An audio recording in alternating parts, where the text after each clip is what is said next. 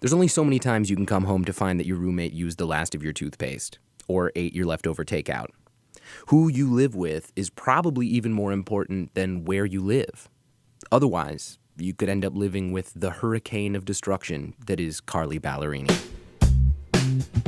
I'm Jesse Vitend, and this is We Still Like You Shot of Shame edition. We're trying something new. If you're a regular listener to the show, we'll be back next time with a full episode for you, and this one's going to be a doozy, even by our standards, so fair warning. In the meantime, every now and then we'll be dropping these little mini episodes. These are the best of the worst, and this particular story comes to you from one of the best worst people, Carly Ballerini. It's about knowing that you're crossing the line, even when no one ever bothered to draw it. So,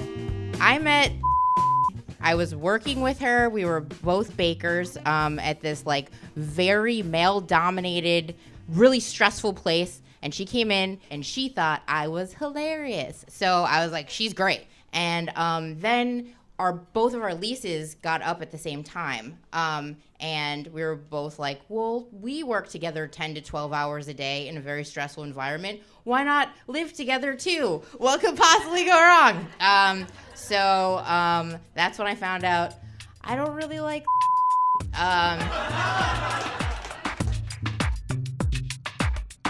So we started living together, and at first it seemed perfect. Even though I didn't really like her very much, she loved me. I had books and clothes. That's all that I had. And she had enough shit to start 4 families. So we started living together, and she was just like, it's all our stuff now, or whatever. You can use everything. So I was like, great, this is perfect. When I first moved in, I told her, hey, I'm a little klutzy. So just put away all the stuff that you don't really want me to break. Okay? And then she was just like, of course you are. You're so klutzy and cute. I hated her. And then I just started breaking stuff because that's what I do.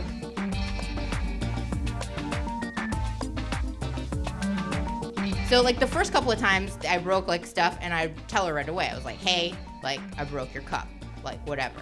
And then I quickly learned that every fucking thing she had in her house was sacred. Every single thing. So I would chip something, and then she'd be like, oh my God, you chipped my soul. And so then it was just every time I would tell her about it, she would give me the silent treatment for days. She would look at me across the room like a disappointed dad. It was horrific. So I started lying, you know what I mean? I was just well, fuck it, never telling you again. So then I would just break things, throw them away, and then put other things in front of where the thing was.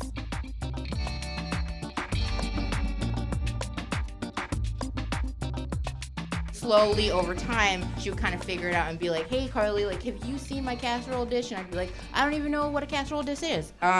So I was lying to her face a lot. And then during this time that we lived together, because we lived together for a while, we lived together for 3 years. All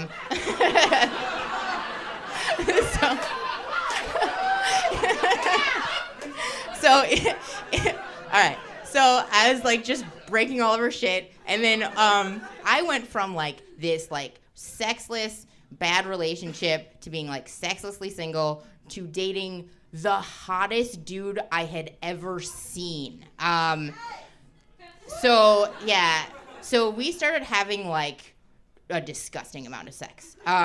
Just too much sex, and all on furniture. So gross. We got caught we got caught a couple of times banging on this couch that her dead grandma had given her. It was just not good.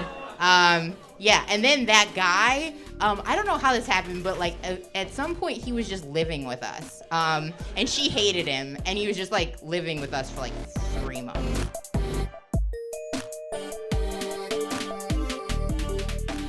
So another thing about me is that I'm a night eater. I'm a nervous night eater. And I've done it all my life. When I was little, they used to call me Mouse because I would sneak out of my room in the middle of the night, and then I'd hoist myself up on counters, and I'd just eat sleeves of crackers. in the middle of the night, which is like kind of like spooky cute for a 6-year-old to do. For a 24-year-old to do, that's like fucked up, like the most fucked up. So I'd just be like, so I would take, and then another thing is that like I don't like to eat my own food. For some reason, it's more comforting to eat other people's food. So I would just like steal little bits of all of her food all the time. And then sometimes I would eat like whole boxes of things and then I would just replace it with like Aldi's shit. Like that didn't taste the same at all. Yeah. And she would like never talk to me about it. She would just like kind of passive aggressively be like, have you seen my da-da-da? And I'd be like, I don't even know what that is. So when I night eat, sometimes I don't know what I'm doing, so like I don't remember. So I guess one night I got in the fridge and I ate the underside of one of her rotisserie chickens. Like there's like a rotisserie chicken.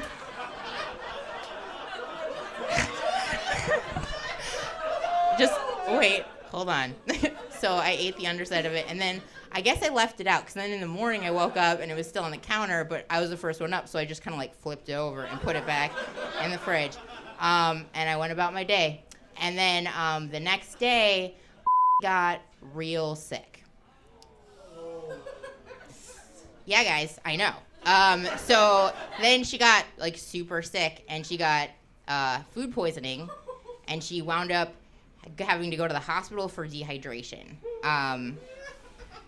And then at work, there was like this point system, and she was at her last point, and it didn't matter if you got sick or anything, so when she got back, she lost her job.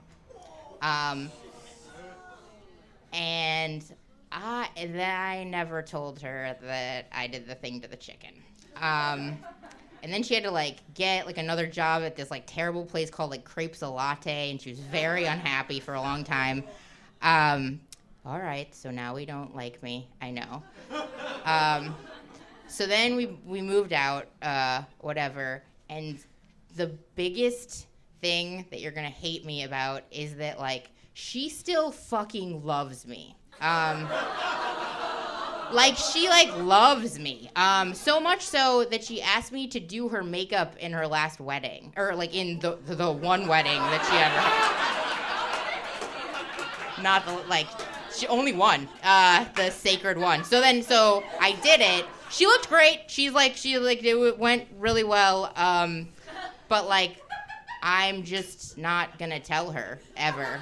And I'm really, really sorry, and I'm so sorry. Because, like, even if I tell her, you guys, she's just gonna, like, look at me disappointed and then forgive me, which is fucking crazy. I am the worst. I know. I'm so sorry. I love her, but, like, I don't know. I don't like her at all.